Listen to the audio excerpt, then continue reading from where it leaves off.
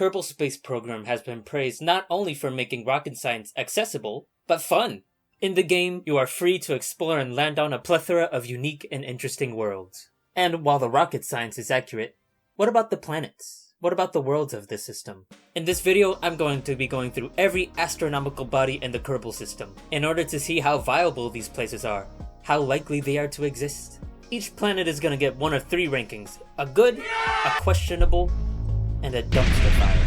And there are a few caveats to how I'm going to rank these planets. One, I'm going to be using the home planet Kerbin as our Earth analog. That means I'm going to bring all the astronomical bodies back up to scale, so that one Kerbin mass is one Earth mass, and one Kerbin radii is Earth radii. Two, I'm mainly going to be focusing on the appearance of these planets, how and why they look the way they look. Treat this as an extension of this video, the colors video. Nothing orbital or gravitational or anything like that, okay? Three, I think. Anything the devs say about these planets is true. They're the ones that made the game after all, right? This could come in the form of interviews, stuff the devs have said outside of the game, and even in-game stuff. I know there was a sequel to KSP planned, KSP 2, and they had separate descriptions for each of the bodies that are different from the descriptions in KSP 1. I am going to use both, but considering the state KSP 2 is in, I'm going to lean more towards the originals. With all of that out of the way, let's start off front and center. You'd think this video wouldn't start off complicated. We're starting off complicated. Kerbal is the central star of our Kerbal system, clearly. It weighs the same mass as our sun, but it's almost 4 times as wide. Our sun is what's known as a main sequence star, a star that's regularly burning hydrogen fuel, everything normal. Main sequence stars are happy and stable. And they all have pretty predictable relationships between mass, radius, temperature, and luminosity. You can see this on a Hertzsprung-Russell diagram, which charts the star's surface temperature and its luminosity. And as you can see, the main sequence is a pretty straight line on this graph. Given what we know about Kerbal's mass, temperature, and luminosity, Kerbal would be way outside of the main sequence. In the game, it's way too dim for a star that big. So what is this thing then? If we wanted to put this back on the main sequence, we would have to make Kerbal a lot colder, turning it into a red dwarf. This means that Kerbal and all the planets in the Kerbal system would have to be bathed in a deep red light. If we don't want that, then there's another option we could choose. If we wanted to keep its color, but also keep how big it is, we would again have to leave the main sequence and turn Kerbal into a dying star. Again, main sequence stars are stars that are converting hydrogen in their cores into helium through fusion. That fusion is what powers the star, giving it light, heat, and preventing it from collapsing in on itself, therefore somewhat giving it its radius. However, once that hydrogen in the core runs out, it's gonna start collapsing. This collapsing is gonna pressurize the star's core to a point where helium fusion can occur. Helium fusion releases a lot more energy than hydrogen, so once that gets started, the star is going to inflate to a much larger size than it was during the main sequence. Once the helium runs out in its core, it's going to collapse again until the core is pressurized enough to fuse heavier elements. This cycle is going to repeat over and over and over again until it reaches iron fusion. Iron fusion, unfortunately, takes more energy to fuse than it releases, which isn't enough to keep the star itself from collapsing, so that's what happens. The star collapses and explodes. Well, that's how a star dies, but clearly Kerbal isn't dead, but it is anomalously big, so it is on the giant side of stars, either subgiant or an actual giant. However, taking a look at the Hertzsprung-Russell diagram again, giants and supergiants are super bright, a lot brighter than the main sequence. If we take a look at the game itself, Kerbal is anomalously dim, so that can't be it, right? If we bring Kerbal back to how it is in-game, it's almost a white dwarf, the remnant of a dead star. Unfortunately, white dwarfs are a lot smaller than a regular main sequence star, like around the size of Earth. Kerbal is already anomalously huge, so I don't know. If I had to guess, they probably made Kerbal a lot bigger than it should be, mainly for visual reasons. It does look cool, but at a sacrifice. That was a lot, right? We're finally at our first planet, Moho, and this one's probably going to be pretty easy. Moho is pretty similar to Mercury. Unlike Mercury though, it is tidally locked. That's cool. It's got regions of light brown highlands and dark brown basaltic basins, which all sounds pretty good to me. Again, I explained it in the colors video, but as a planet forms, it obviously starts off being made of lava, and as that lava cools down, it turns into basalt. Dark gray basins. Good! The light brown highlands could be the result of space weathering too, similar to what happens on the surface of asteroids. Or they could be made of carbonaceous materials, again, similar to asteroids. So, with all of that in mind, Moho gets the good rating. Alright, Eve, where do I start with you? The oceans, yeah, let's start there. Eve is our analog to Venus, but they made it a lot more comfy, relatively. Average surface temperatures are around 160 Celsius, and air pressure is around 5 atmospheres. This unfortunately does not allow liquid water to condense on the surface, but the game never implies that these are water oceans, so what are these made of? KSP1 describes these oceans as being made of explodium, a made-up material. It's speculated to be similar to hydrogen peroxide, which in its pure state is a very pale light blue. But the hydrogen peroxide thing is mainly speculation, so let's move on. KSP2's description of Eve states that its oceans are made of sulfur. Again, I talk about it in this video, go watch that video, I'm gonna be referencing it a lot. But sulfur oceans are likely gonna be yellowish orange. Not this sort of dark gray metallic looking stuff. This stuff looks more like mercury, at least from space. It's not even purple. Oh yeah, the purple! Eve is most notable for its purple atmosphere and purple sand dunes. And, to quote myself, purple is just hard to come by, man. It's been speculated that the purple is gonna come from iodine, similar to how chlorine gas turns atmospheres yellowish green.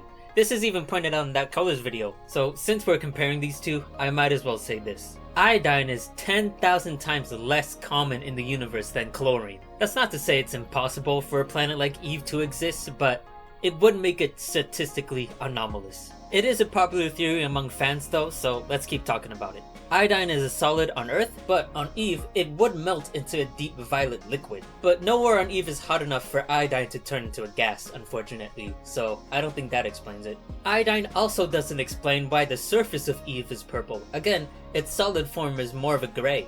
On Earth, there are some beaches that are purple due to dissolved crystals such as garnet, manganese, or rose quartz, but these are very few and far between on Earth, and the purple isn't that strong compared to Eve. The only real way you could get a purple this strong is through photosynthesizers. If photosynthetic moss or algae exists within the sands of Eve, they could use molecules such as anthocyanins or retinol for photosynthesis, which would make them purple. These life forms could be airborne too, which would also make the skies purple as well. But that's also problematic. One, it's way too hot on Eve for water to exist as a liquid anyway, so no chance of life at all. And two, that's all just my speculation, not even fan speculation. And that's the problem with speculation, I just don't know if that's true or not. If the dev said something about Eve's purpleness, it would have been in the wiki, right? I'm only looking in the wiki. It should be there, right? I'm working with what I've got here, and based on what I've got, not even the oceans are the right color. Her moon gets a pass though. Gilly, her moon, it's an asteroid, a captured asteroid. You can't go wrong with that. Kerbin, it's Earth. It's just Earth. But I'm not gonna let it get away so easily. If we take a look at Kerbin, you'll notice that there's only one desert. All of the land here is pretty green compared to a map of Earth. Would this really be the case? Okay, I was gonna map out like wind patterns, precipitation, climate, stuff like that for Kerbin, but it looks like you guys did that already. But it's as what I expected, a lot more desert than there actually is. If you'd want to get a planet that's mostly forest, you're gonna have to have a thicker atmosphere to hold more moisture, and B, a slower rotation period. Despite all that, I'm willing to hand wave all of that. You're not meant to look at this place, you're meant to leave it. The Mun. Or moon? I don't know. It's basically Earth's moon. It gets a good. But I'm gonna use this to talk about something I forgot in that colors video. I mentioned that black and gray objects are gray due to space weathering and micrometeorite impacts, but I omitted something completely. Objects like the moon, Mercury, and the Mun, their surfaces can be described as regolith, rocks or finer particles that originate from weathering events, such as space weathering from stellar winds, or destructive events, like planetary collisions. That's gonna give objects like these their iconic space gray. There's another moon.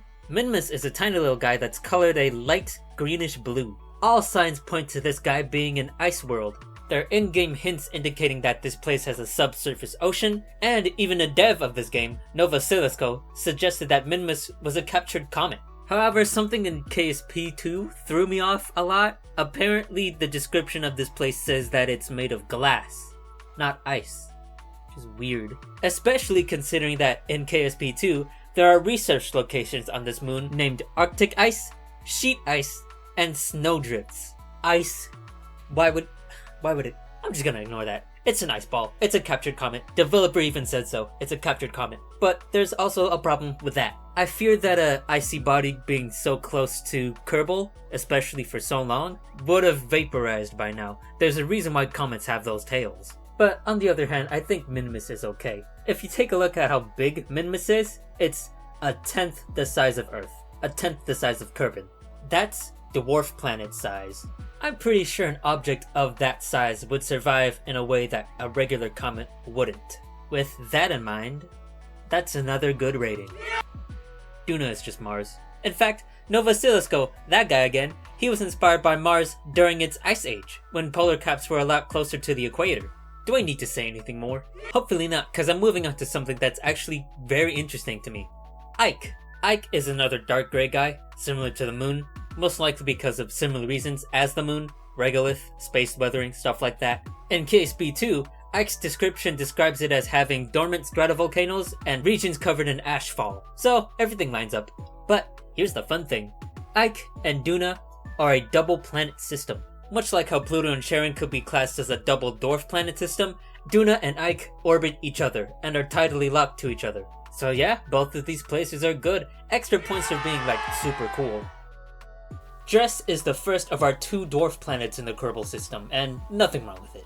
The wiki mentions that it's covered in regolith, similar to a bunch of other objects that we've talked about, and it has large brighter patches of what appears to be ice. Once you get far enough to where Ceres Dress is relatively, objects start becoming made of ice, so that lines up too. What's notable about Dress is that it has a debris ring, a ring of asteroids. That may sound crazy, how could a dwarf planet have rings? But there's actually a real-life dwarf planet in our solar system that has rings. Her name is Keraklo. It's an asteroid sitting between Saturn and Uranus. And if it could exist in real life, I have no problem with it existing in KSP. What is that, like 7 good ratings in a row? We're on a roll here. I wonder what's next. Alright, Big Green, let's deal with you. I would like to remind you guys that I scaled everything up to like solar system scale, so that 1 Kerbin mass, 1 Earth mass, yada yada yada. I say that again because Jool's got something really interesting going on with all of that. Jool is pretty much the same size as Jupiter, but compared to Jupiter's a little over 300 Earth masses, Jool is only around like 80. That's less than Saturn. This would make Jool a puffy planet, a planet with an abnormally low density. There are planets like this outside the solar system, and duh, Saturn, so that's not a problem. The game itself even acknowledges this in a very subtle way. I don't think this was their intention, but it's like 2 puzzle pieces connecting, like, it's great. Alright, now for green time. Time to talk about green. And the game provides no explanation for it, so we're gonna have to speculate again, which, whatever. Much like Eve and her iodine, a popular theory among fans is that Jool has a bunch of chlorine in its atmosphere. While chlorine is more common in the universe than iodine, we still haven't found any exoplanets with chlorine in their atmospheres. But chlorine is also highly reactive, and it would form a hydrogen chloride in the atmosphere of Jool. I don't know if that's still green, but Despite that, the only mention of chlorine being a part of Jool is just more speculation, so let's keep looking. We're back to relying on Nova Silisko, who said that he regretted making Jool green, which is really sad. I guess he got tired of people asking him about it. But his speculation was that Jool had a bunch of green algae in its atmosphere. Speculated? Why did he speculate it? He made the game, that idea would work if that algae had chlorophyll in it, the same molecule Earth's plants use for photosynthesis. But if we take a look at Jool's atmospheric profile, we can see that most of Jool's atmosphere is way too cold for water to condense into a liquid. Any water at these depths would stay as ice crystals, making them unusable for life. The only places that water would condense into water vapor is in the thermosphere, where there's barely any atmosphere at all. But I'm not gonna discount this entirely. There are some organisms like bacteria, fungi, spores that do live in the upper layers of Earth's atmosphere. And if there is life on Jool, this is a quote made by a dev after all, it might be operating on an entirely different chemistry. It may evolve to rely on methane or some other liquid instead of water. That's gonna bring up even more questions. If life evolved to rely on liquid methane, would they have still evolved to use chlorophyll as their photopigment? Can photosynthesis even occur on Jool? Or would Jool be too far from Kerbal? That's not to say any of these ideas are wrong. There's just a lot of unknowns. Alright, now we move on to Jool's moons. Lathe is actually named by me.